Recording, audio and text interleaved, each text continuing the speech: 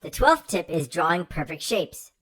So I'm on the Home tab in PowerPoint, and over under the drawing area, there's all these different shapes you can draw. If you drop this down, you see a whole bunch. I'll click on circle. Now normally I might try and draw my circle, and it's like, oh, it's hard to get that to be exactly right. Well, it turns out there's an easier way.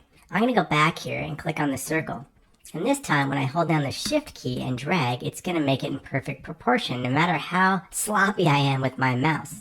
I can do this with other. Here's the rectangle shape. If I want a perfect square, hold down Shift and then just drag. Things like triangles work the same way. Shift and drag. Even the star, if I go down here to click a star and I hold down Shift, it's going to draw my perfect star.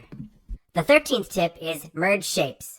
First, in PowerPoint, go to the Home tab and go over to Drawing and click on the little oval. Hold down the Shift key and draw so you get a perfect circle. Now go back to the Home tab and Drawing, click on the rectangle, hold down the Shift key, and you'll drag and get a perfect square. And I'm just going to move that square right on top of the circle. Now select both shapes like this. Go to the Shape Format tab and you'll see this Merge Shapes. Drop this down. Now Union, if I choose that, you'll see it merges them together. Combine will combine and overlay the part that doesn't match. Fragment will actually chop it up into pieces. I'm going to come back to that in just a second. Intersect will show the intersection of just that one piece.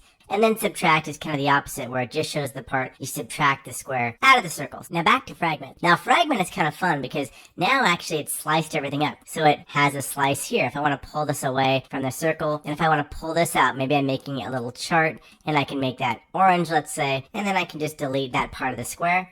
Pretty slick and very easy to make.